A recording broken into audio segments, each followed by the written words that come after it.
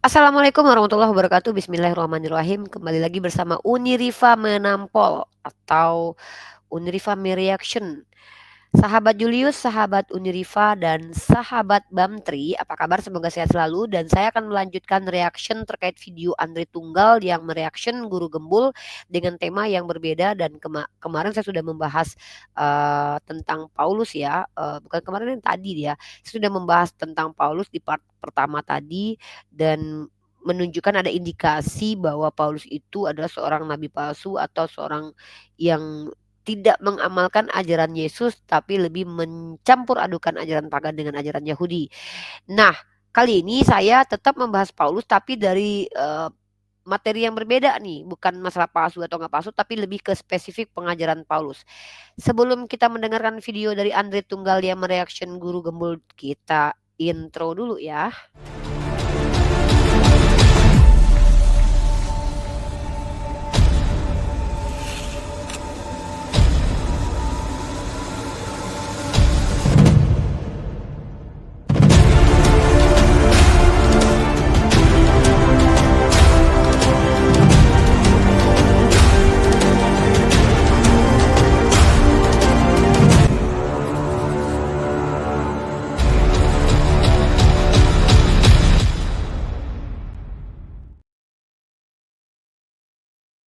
Oke, kita dengarkan dulu video dari Andre Tungtung terkait reaction-nya tentang statement atau kontennya Guru Gembul.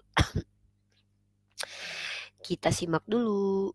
Ini dia kemarin saya sudah reaction dari menit 1 sampai ke menit berapa ya? 13. Sekarang kita di menit 16 nih, atau di menit udah kita mundur ke belakang sedikit deh. Ini deh kita reaction dulu. Kita dengarkan dulu.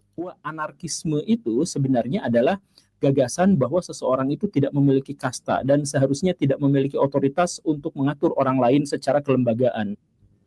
Anda bisa mendengar sendiri bahwa Guru Gembul sebenarnya bermaksud untuk mengadres kata anarki itu adalah tanpa otoritas dan tanpa kasta. Jadi anarkisme Kristen itu adalah pandangan di dalam kekristenan, atau yang menurut kata Guru Gembul adalah kekristenan itu mengenforce atau mendorong ideologi pemikiran bahwa tanpa otoritas, tanpa otoritarian gitu ya, dan sebagainya. Nah, itu pemikirannya. Anarkisme adalah sesuatu pemikiran yang menentang otoritarianisme ya. Nah, jadi ajaran Yesus itu dianggap anti hierarki oleh Guru Gembul dan dianggap anti pemerintah. Nah, itu yang kemudian akan jadi satu poin pembahasan yang akan kita bahas di malam hari ini, teman-teman ya. Nah, jadi saya Oke, terpental videonya. Baik teman-teman, kita akan membahas tentang hierarki dalam definisi yang disampaikan oleh Guru Gembul, bahwa hierarki maknanya adalah orang yang anti pemerintah atau orang yang tidak mau diatur oleh pemerintah. Apakah Paulus itu mengajarkan ajaran yang anarki, teman-teman? Sebenarnya kalau saya bisa menunjukkan data-datanya ya, justru saya bisa menunjukkan Paulus itu mengajarkan untuk patuh kepada pemerintah di dalam beberapa ayat. Dan ini sangat menarik sekali untuk diulas, tapi masalahnya adalah Paulus mengajarkan untuk tidak lagi mengikuti perintah Tuhan. Patuh kepada manusia, tapi tidak patuh kepada Tuhan. Bukan patuh kepada Tuhan ya. Patuh mengikuti ajaran manusia, tetapi tidak mengikuti aturan-aturan Tuhan lagi. Gimana sih diksinya? Oke, saya tunjukin nih fakta-faktanya ya. Kita tunjukkan dulu Perjanjian Lama, teman-teman ya. Kita akan tunjukkan Perjanjian Lama di sini. Ini ada iklannya. Oke.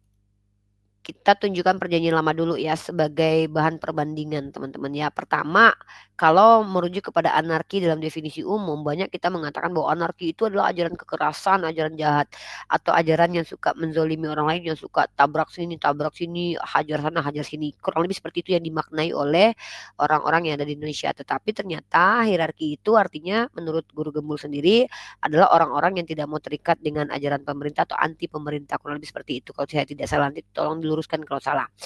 Nah, kalau kita melihat ajaran Perjanjian Lama yang dikatakan oleh umat Kristiani yang memiliki doktrin Tritunggal, ini Tuhan yang berwenang dan memiliki otoritas pada saat di Perjanjian Lama ini adalah Bapa. dalam pemahaman Tritunggal, Bapa ini bukan Yesus, Yesus bukan Roh Kudus bukan Bapa. Tapi kalau dalam doktrinnya orang Wanes atau Sabelius, mereka menganggap bahwa Bapa ini adalah Yesus. Jadi menurut orang Wanes, yaitu tokohnya Mikana, Jesus Only, itu Pak Hendritan dan Joshua Teu, menganggap bahwa pelaku utama dalam kitab Perjanjian Lama yang memberikan perintah dan melarang dan memberi aturan sebagai Tuhan itu adalah Yesus. Tetapi menurut orang Tritunggal itu adalah Bapaknya Yesus. Sebenarnya tahu sendiri ya, walaupun itu adalah Bapa Yesus, tapi dipahami bahwa Yesus sendiri adalah Yesus sendiri keluar dari Bapa. Walaupun Yesus bukan Bapa, tapi Yesus adalah anak Allah, pribadi kedua dari Tuhan yang disebut sebagai Bapa ini. Nah, ajaran yang menyeramkan itu kalau kita lihat di Perjanjian Lama tuh banyak, teman-teman, di mana salah satunya ayat ini saya akan tunjukkan menggunakan share screen ini aja kali ya, biar bisa saya tampilkan semua ayatnya secara bergantian. Oke, saya tunjukkan dulu. Nah, ini present share screen pakai Windows aja deh. Atau pakai ini. Ini kali ya. Nah, gini aja. Nah, ini enak nih. Nah, kalau kita lihat di sini teman-teman ya. Saya keluarkan ini biar enak saya menontonnya. Nah, ini. Nah, dalam kitab, wah begini tampilannya kah? Oh, nggak cantik. Kita ganti ke tampilannya deh. Stop screen-nya jangan gini. Screen-nya jangan gini. Windows aja gimana? Ini mantap nih. Oh iya, gini dong, keren nih. Nah, jadi kalau kita lihat pelan-pelan kita akan buka di jendela YouTube di jendela laptop aku. Yang pertama itu ada kitab Ulangan pasal 13 nomor 6. Di sini ada ayat yang mengajarkan untuk membunuh orang yang mengajak kamu menyembah kepada Tuhan lain. Apabila saudaramu laki-laki, anak ibumu, atau anakmu laki-laki, atau anakmu perempuan, atau istrimu sendiri, atau sahabat karibmu membujuk engkau diam-diam katanya, mari kita berbakti kepada Allah lain yang tidak dikenal olehmu ataupun oleh nenek moyangmu, maka ini jelas mengajarkan untuk di ayat ketujuhnya, kita baca. Salah satu Allah bangsa-bangsa sekelilingmu, baik yang dekat kepadamu maupun yang jauh daripadamu, dari ujung bumi ke ujung bumi. Di ayat selanjutnya, saya tampilkan semuanya kali harusnya ya. Maka janganlah engkau mengalah kepadanya dan janganlah mendengarkan dia. Janganlah engkau merasa sayang kepadanya, janganlah mengasihinya dia dan janganlah menutupi salahnya. Di ayat ke-9 dilanjutkan ayat ini, tetapi bunuhlah dia. Nah, jadi dalam sudut pandang orang-orang Yahudi di dalam kitab Ulangan, kalau ada yang mengajak berdasarkan ayat kitab suci mereka loh, kalau ada yang mengajak menyembah kepada Tuhan yang bukan disembah oleh Bani Israel, itu harus dihabisi, dan itu perintahnya. Tetapi bunuhlah dia. Pertama-tama tanganmu sendirilah yang bergerak untuk membunuh dia. Ini ajaran di dalam kitab Ulangan. Lanjut kita bahas lagi dalam Ulangan pasal 22 nomor 20. Jika tuduhan itu benar dan tidak didapati tanda-tanda keperawanan pada si gadis ini terkait tentang seorang pengantin perempuan yang tidak perawan, itu harus dirajam ya. Kita lihat semua ayatnya saja. Nanti kita masuk ke perikopnya, ke ayatnya, yaitu di nomor 20. Kita lihat di nomor 20-nya, wah ini kecil sekali ya, kita besarkan dulu nih. Nah, di ayat ke-20. Jadi di ayat ke-21 tadi kita baca lagi, maka haruslah si gadis dibawa keluar ke depan pintu rumah ayahnya dan orang-orang sekotanya harus melempari dia dengan batu sehingga mati, sebab dia telah menodai orang Israel dengan bersundal di rumah ayahnya. Ini adalah hukum-hukum kejam di hukum Perjanjian Lama untuk Bani Israel. Nah, jadi kalau kita lihat teman-teman ya, bahwa ajaran Perjanjian Lama dengan Perjanjian Baru itu sangat kontra sekali. Kalau Tuhan di Perjanjian Lama itu banyak sekali memerintahkan untuk membunuh, tapi di Perjanjian Baru justru Tuhannya yang terbunuh. Justru diperintahkan untuk kasihi musuh. Ini opini aku, mohon maaf ya, ini disclaim ya, ini pendapat aku dan mohon dibantah ya. ajaran perjanjian lama terlalu kejam, ajaran perjanjian baru terlalu lembek kepada para penjahat.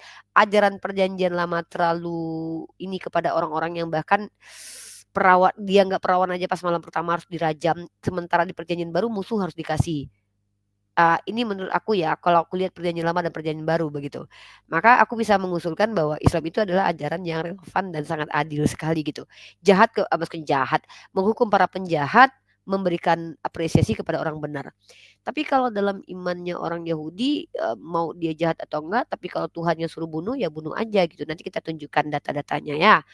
Nih, itu tentang perawan yang harus dibunuh. Nah, kemudian tahu nggak teman-teman, dalam kitab perjanjian lama juga Ulangan pasal 17 nomor 12 mengajarkan orang yang berlaku terlalu berani dengan tidak mendengarkan perkataan imam yang berdiri di sana sebagai pelayan Tuhan Allahmu ataupun perkataan hakim, maka orang itu harus mati. Ini aku bilang kayak ajarannya tuh terlalu sadis banget, bahkan yang menurut kita secara moralitas saat sekarang ini bukan jahat ya. Kalau kita seandainya nggak mau dengerin kata imam atau kayak kita nggak mau dengarkan kata salah satu hakim, itu bukan kejahatan zaman sekarang. Kenapa? Belum tentu hakim dan imam itu benar ya. Tapi di sini dikatakan kalau tidak mendengarkan perkataan imam dan hakim itu harus ini kayak ajaran yang sangat ini banget ya, kayak tau nggak sih, kayak pemimpin-pemimpin yang otoriter gitu, kalau nggak dengerin kata dia tuh harus dihajar gitu.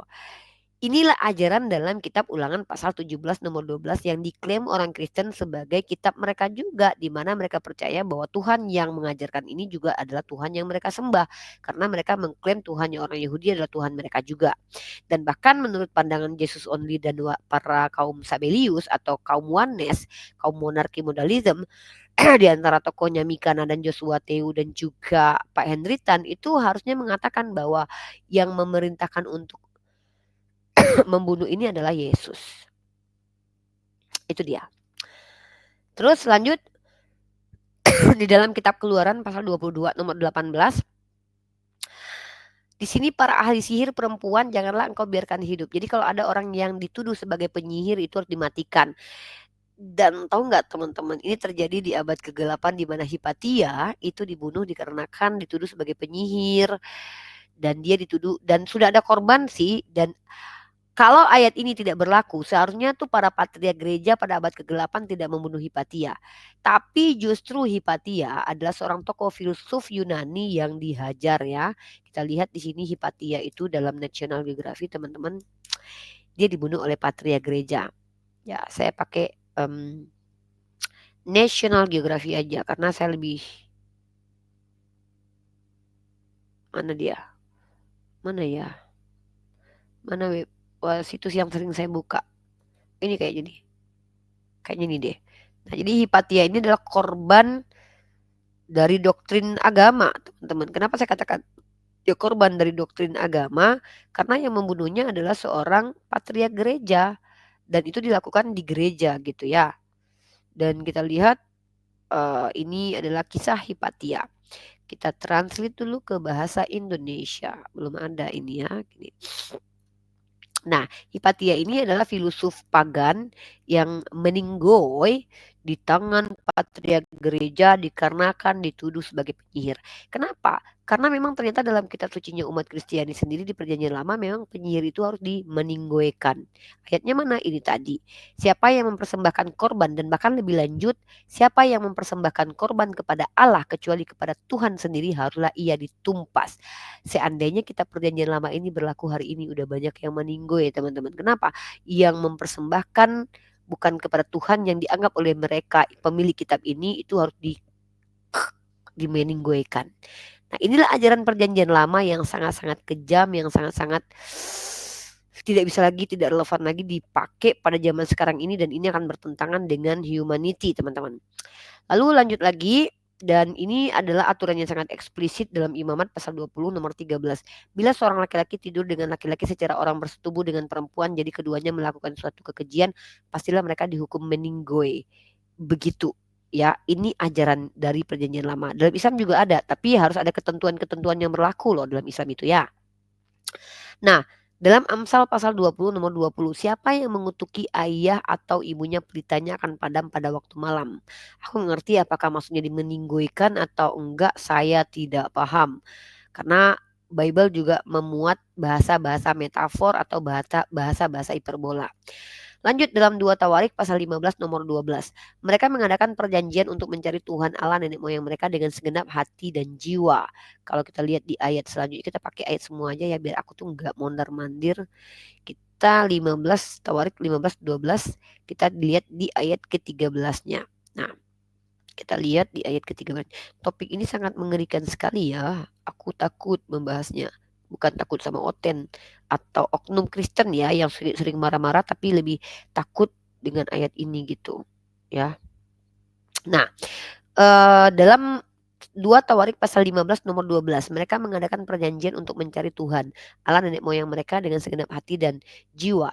Di ayat pasal ke-15 nomor 13-nya, setiap orang baik anak-anak atau orang dewasa, baik laki-laki atau perempuan yang tidak mencari Tuhan Allah Israel harus dihukum mati. Gokil banget, tau gak sih? Jadi kalau tidak menyembah kepada Tuhannya Bani Israel tuh harus dimeninggoikan begitu. Terus lanjut kita ke ada Perah di sini teman-teman, karena aku juga live di TikTok, ada si Perah yang mau mendengarkan suara si Perah ya, Perah Sikistar ya. Kita akan masuk ke TikTok aja teman-teman. Assalamualaikum. Reaction video di YouTube. Nah, jadi bentar ya Perah, kita tembak di tapi suara Perah kedengeran sepertinya. Perah, Uni reaction video dari Andre Tungtung yang membahas guru gembul, ajaran Paulus dan ajaran kitab sucinya mereka. Perah mau ngomong, silakan. Mau ngomong sama YouTube sahabat Bamtri, sahabat Julius, sahabat Uniripa, silakan. Halo sahabat-sahabat semua, jangan lupa Ustadz Hafiz sedang melakukan proyek pembangunan. Yang ingin berinfak fisabilillah, silahkan transfer ke rekening yang tertera di Trius Layer Comment Center. Kalau enggak DM ke Unikriva, jadi Unikriva nyampein ke aku ya Ikhwan. Oke. Gitu. Alhamdulillah dana yang dibutuhkan 40 juta. Dan alhamdulillah lagi karena sudah terkumpul sekitar 31 jutaan. Insya Allah. 8.500.000 Ikhwan. Gitu. Mantap. Insya Allah disupport. Insya Allah menjadi pionir pesantren yang mengajarkan Kristologi. Ilmu-ilmu lintas iman. Sip. Bagaimana cara menjelaskan dan bagaimana cara menjawab gitu. Lanjut, topiknya apa sih?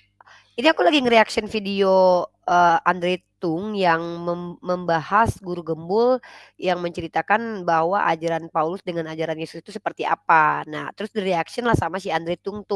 Nah, Uni mereaction kembali menunjukkan bahwa memang ada perbedaan-perbedaan. Ini Uni lagi nunjukin dalam 2 Samuel pasal 6 ayat 6, ajaran yang sangat kejam. Guru gembulnya guru gembul tuh membawa sebuah narasi untuk didiskusikan apakah ajaran Paulus dengan ajaran Yesus itu sama atau tidak. Apakah ajaran asli sebenarnya itu ajarannya anarkis atau ajarannya tidak anarkis, kurang lebih seperti itulah. Nanti lihat aja di guru gembul deh. 1700 tahun ajarannya gitu ya. Oke, ini lanjut dulu ya. Penasaran gini deh, satu nih buat siapa? Buat Andre Tung gitu ya, nggak tahu siapa tuh. Biar dengar suaranya. Kalau Paulus kan ngajarin kalau nggak salah Filipi 1 nomor 21 ya, upah dosa adalah maut kan di sana tuh. Nah kalau Yesus tuh ada pengajaran yang sama nggak sama si? Enggak, justru Uni udah bahas tadi bahwa Yesus mengampuni tanpa ada tumpah darah ketika seorang perempuan sundal yang diduga Maria Magdalena ya kalau nggak salah ya. Dia kan perempuan ini diampuni karena dia banyak berbuat kasih. Emang darah siapa yang tertumpah pada waktu itu? Nah itu dia gitu. Siapa tahu Andre Tungtung ada jawabannya kan, antara upah dosa adalah maut dengan Yesus yang ngampunin aja gitu. Yes, dan di perjanjian lama juga tidak semua ditumpahkan dengan domba kan, karena ada dosa-dosa yang kayak diminta ampun tuh diampuni, kayak kitab Raja-Raja kalau tidak salah tuh, atau kitab Ayub kalau tidak salah. Uni lanjut dulu, nanti Uni ke TikTok, kita bahas tema-tema di TikTok, tapi Uni mau reaction dulu sampai ya kurang lebih sekitar 15 menit lagi ya. Oke, aku mute. Jangan di mute dong, nggak apa-apa biar Kores dengar. Nah, terus di sini kalau kita lihat lagi ajaran dalam perjanjian lama itu saking ngeri dan kejamnya itu dalam 2 Samuel pasal 6 ayat 6. Nih, ada pembunuhan terhadap seorang tokoh bernama Uza yang hanya mengulurkan tangannya ya, dia cuman megang doang karena dia tuh kayak, ini aku bacain ceritanya ya, tahu nggak kisah Uza, Kores? Uza. Parah banget tahu. Saudaranya Lata itu. Bukan, jadi Uza ini gini ya, Oh, beda lagi. ini bacain ya, ini bacain ayatnya ya. Jadi Daud mengumpulkan pula semua orang pilihan di antara orang Israel, 30.000 orang banyaknya. Kemudian bersiaplah Daud lalu berjalan dari Bale, Yehuda dengan seluruh rakyat yang menyertainya untuk mengangkat dari sana tabut Allah. Jadi tabut Allah itu diangkat sama orang Israel. Nah, dia disebut dengan nama Tuhan semesta alam yang bertahta di atas kerubim. Mereka menaikkan tabut Allah itu ke dalam kereta yang baru setelah mengangkatnya dari rumah Abinadab yang di atas bukit. Lalu Uza dan Ahio ini adalah anak-anak Abinadab. Mengantarkan kereta itu, si Uza ini ikut nganterin Pin. Uza berjalan di samping tabut Allah itu, sedang Ahio berjalan di depan tabut itu. Daud dan seluruh kaum Israel menari-nari di hadapan Tuhan dengan sekuat tenaga. Jadi si Uza ini dia ada di samping tabut tuh. Kayak pengawal lah, kurang lebih seperti itu ya. Nah, sementara si Daudnya tuh menari-nari. Ketika mereka sampai di tempat pengirikan Nahon, maka Uza mengulurkan tangannya kepada tabut Allah itu lalu memegangnya. Kenapa? Karena lembu-lembu itu tergelincir, Pin, kayak spontanitas. Paham nggak? Nah, tapi ternyata maka bangkitlah murka Tuhan terhadap Uza. Lalu Allah membunuh dia di sana karena keteledorannya. Kebayang nggak sih ini manusia cuman bukan dia kan yang membikinkan lembu-lembu itu tergelincir, dia cuma malah bantu lagi. Jadi kepegang gitu loh tabut itu, tapi malah dibunuh meninggoikan nama Tuhan. Siapa manusia najis ini yang memegang-megang tabut itu? Nah, dan lebih parah lagi tau nggak, bukan cuma Uza doang, tau nggak? Ini kupas tuntas nih. Terus kalau kita lihat lagi ini tadi ya 2 Samuel pasal 6 ayat 6, ini kisah Uza gitu ya. Sebenarnya banyak kisah-kisah yang kita tuh miris banget, anak-anak yang dibunuh juga. Terus Kejadian pasal 38 nomor 10. Ini kita lihat Tuhan tuh kayak kejam banget gitu. Tapi tiba-tiba dalam perjanjian baru Tuhan tuh kasih musuh. Jadi kayak giliran di perjanjian lama Tuhan ngebunuh sembarangan yang dianggap Tuhan jahat. Tapi secara moralitas kita tuh nggak jahat. Contoh kayak Uza itu secara moralitas nggak jahat kan, karena dia nggak sengaja untuk biar nggak jatuh. Itu satu. Yang kedua, anak kecil yang ngejekin orang botak, nilai botak, masa itu dihantam sama Tuhan? Kan namanya juga anak kecil ya kan, suka ngejek. Masa zaman sekarang kita harus pukul anak kecil yang begitu? Udah kena KDRT lo itu, kena kekerasan lo. Nah, tiba-tiba di perjanjian lama itu dibantai meninggoy gitu sama Tuhan ya kan. Tapi tiba-tiba di perjanjian baru, tau gak sih ajarannya tuh kayak nih, kalau kita lihat dalam ayat ini nih, Roma pasal 13 nomor 1. Justru tuh kayak orang-orang diajarkan untuk menderita. Kenapa? Tiap-tiap orang harus takluk kepada pemerintah yang di atasnya, sebab tidak ada pemerintah yang tidak berasal dari Allah, dan pemerintah-pemerintah yang ada ditetapkan oleh Allah. Jadi pemerintahan apapun itu dari Allah, kita harus takluk. Contoh kayak company datang ke Indonesia menjadi pemerintah bagi Indonesia, kita harus takluk gitu. Jadi ketika di perjanjian lama yang menurut moralitas kita sekarang itu nggak jahat, itu dibantai sama Tuhan. Tapi ketika Paulus dan Yesus menjadi guru terhadap orang Kristen tuh harus tunduk patuh kepada pemerintah manapun, walaupun pemerintahnya adalah pemerintahan Yunani atau pemerintahan dari pagan atau penjajah Portugis, Spanyol ataupun Belanda. Jadi kayak diajarkan untuk menderita begitu, kurang lebih seperti itu. Lanjut di selanjutnya ini ya, yang paling parah itu adalah gini Pin. Dalam 1 Petrus pasal 2 nomor 18 itu justru budak-budak atau hamba-hamba itu diperintahkan untuk tunduk dengan ketakutan. Hai kamu hamba-hamba, tunduklah dengan penuh ketakutan kepada Tuhanmu. Bukan saja kepada yang baik dan peramah, tapi juga kepada yang bengis. Duh, kebayang gak sih kayak TKW yang kerja kalau dia beragama Kristen gitu kan, kalau dia disuruh nungging ya kan, disuruh telentang.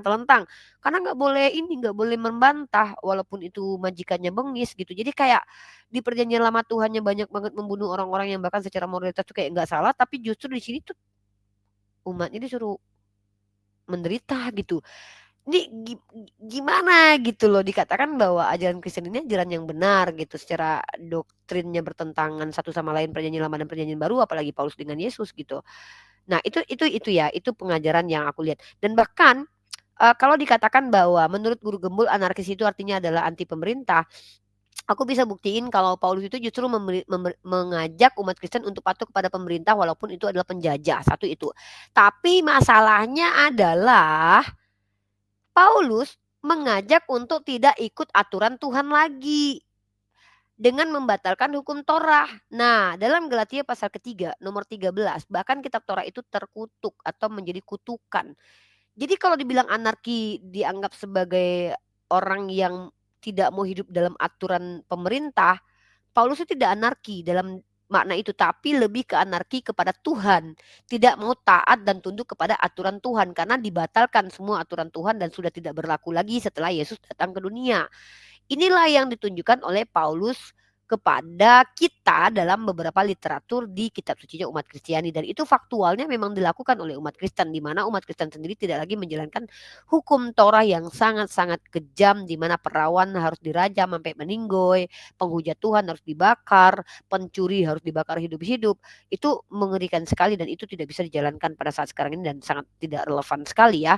Nah, tetapi kalau kita lihat bagaimana di Perjanjian Baru, bahkan musuh pun harus dikasihani, dan batasan musuh ini pun kita tidak diberitahukan secara eksplisit loh. Musuh ini seperti apa sih? Karena kalau menurut kita pribadi secara universal, kayak para pemerkodok itu musuh, kayak koruptor itu musuh, kayak penjahat-penjahat yang meninggoykan orang banyak itu juga musuh. Apakah mereka harus dikasihani gitu? Kan ini menjadi pertanyaan kemudian bagi kita gitu. Nah jadi kalau dibilang bahwa ajaran Paulus dengan Yesus berbeda, aku udah tunjukin di reaction sebelumnya. Tapi kalau aku tunjukin ajaran Perjanjian Lama dengan Perjanjian Baru berkontradiksi, bertentangan, itu juga aku bisa tunjukin.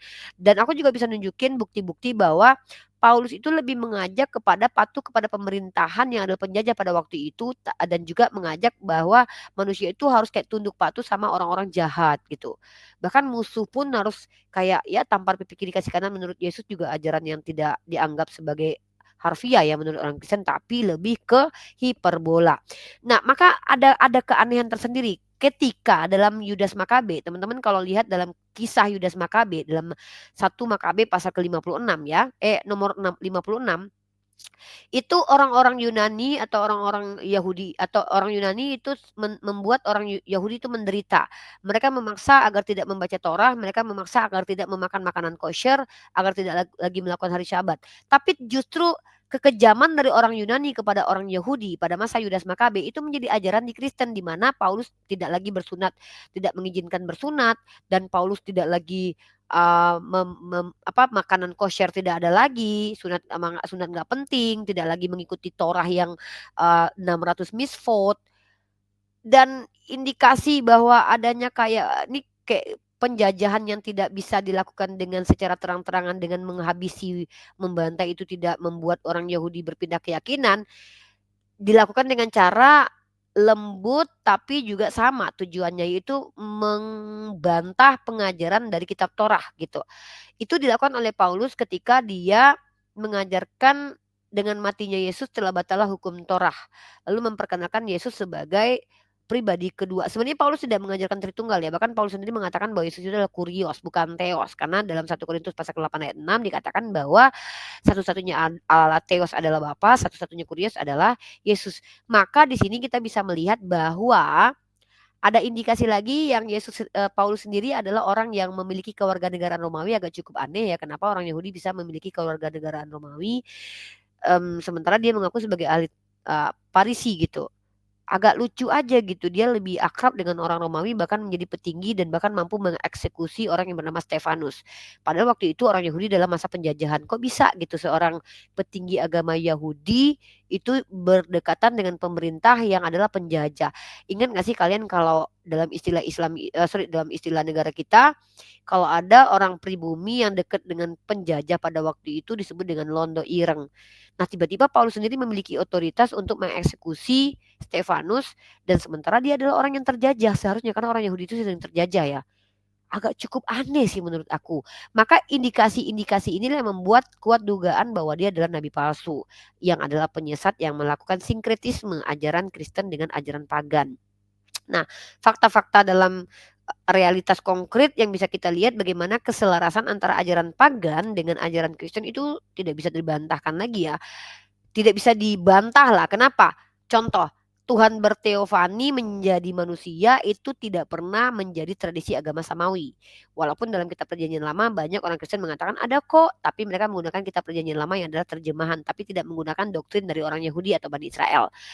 Dan Tuhan memiliki trinitas itu ya kurang lebih seperti Triyat, Tuan Triyat, dan tahu sendiri kan Tertullian itu adalah orang yang menggagas ideologi Tritunggal pertama kali di abad kedua, dan ternyata dia adalah orang yang orang yang memiliki dogma pagan sebelum dia jadi bapak-bapak gereja di Kristen.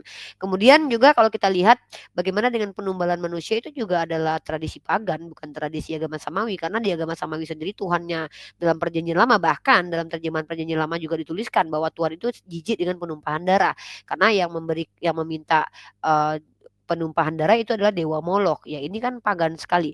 Belum lagi dengan tradisi-tradisi atau liturgi-liturgi kayak minum darah, makan daging Tuhan. Ini nggak ada kaitannya dengan ajaran Samawi begitu. Nah, jadi dengan adanya indikasi data dalam Bible dan juga realitas konkret dalam ajaran Kristen, maka wajar umat Islam seperti Pak Dondi dan Umi Irene, seperti aku, Bang Zuma atau Kores mengusung statement bahwa mengusung statement bahwa Kristen itu adalah ajaran sinkretisme antara ajaran pagan dengan ajaran Yahudi begitu, dan Yahudinya pun Yahudi sesat karena Paulus sendiri adalah orang Farisi, termasuk sekte yang bahkan Yesus sendiri mengatakan mereka adalah ular beludak. Nah, jadi kalau ada tema yang mengatakan ajaran Paulus dengan Yesus bertentangan, kita bisa buktikan. Kalau ada yang mengatakan ajaran Bani Israel dengan Kristen bertentangan, kita bisa buktikan. Bahkan perjanjian lama dengan perjanjian baru bertentangan, kita bisa buktikan. Inilah hasil pembelajaran kita, analisa kita, bukan karena kita benci kepada Kristen, bukan. Bukan, tapi kita lebih bicara tentang benar atau salah, bukan baik atau buruk. Karena benar atau salah itu adalah absolut. Baik atau buruk itu lebih ke subjektivitas masing-masing. Kita mencoba membuktikan iman kita, kebenaran iman kita dengan data-data ilmiah dan juga critical thinking, bukan dengan kebencian. Dan saya berharap Andre Tunggal juga menunjukkan kredibilitasnya lah, bahwa dia mampu memberikan ilmu menggunakan dalil-dalil dan sejarah, juga tidak hanya membahas siapa yang memberikan informasi dari pihak muslim seperti membahas Umi Irene, Pak Donitan, Bang Zuma. Lebih ke personal sih ya. Kenapa sih nggak membahas substansi yang mereka gagas atau ide yang mereka bawa, bantah lalu luruskan dengan menggunakan kaidah-kaidah ilmiah juga. Itu sih yang kita tunggu. Ya wajar sih dia nggak pernah mau diskusi lintas agama, dan sepertinya kenapa nih ya, dugaan saya kenapa dia memilih untuk tidak diskusi lintas agama, karena Andre sadar dengan kualitas dan kapasitas kita para apologet Islam yang betul-betul belajar membaca dan kemudian menganalisis secara menggunakan critical thinking dan pemikiran yang tajam, terpercaya dan juga akurat. Karena no tipu-tipu, dan kita tidak boleh menyampaikan sesuatu yang kita tidak tahu. Maka betul lah hadis riwayat Ibnu Mas'ud tersebut, kalau kita tidak tahu, katakan tidak tahu. Tapi kalau kita tahu, jangan disembunyikan. Beri pengetahuan itu, karena ilmu pengetahuan itu harus disebarkan untuk pertanggungjawaban kita di dunia dan di akhirat. Inilah sifat dan akhlak muslim dan muslimah. Cari tahu, kasih tahu. Cari tahu, kasih tahu. Begitu. Kalau tidak tahu, jangan sok tahu. Kurang lebih seperti itu. Ini adalah reaction kedua dari video Andre Tungtung ya, dan saya tidak mau menonton videonya selanjutnya karena saya khawatir nggak dapat ilmu lagi dan membuang-buang waktu dan kuota saya, tapi nggak dapat ilmu. Itu saja mungkin dari saya yang bisa saya reaction dari konten Andre Tungtung. Semoga suatu saat Andre Tungtung bisa hadir di TikTok berdiskusi lintas agama dengan kita umat Islam yang standby 24 jam menghadapi kaum penghujat, polemikus, apologet, pendeta, ataupun jemaat awam dalam dialektika lintas iman di platform TikTok ataupun di StreamYard juga boleh. Mungkin itu saja dari saya. Wabillahi taufiq wal hidayah. Assalamualaikum warahmatullahi wabarakatuh. Dadah.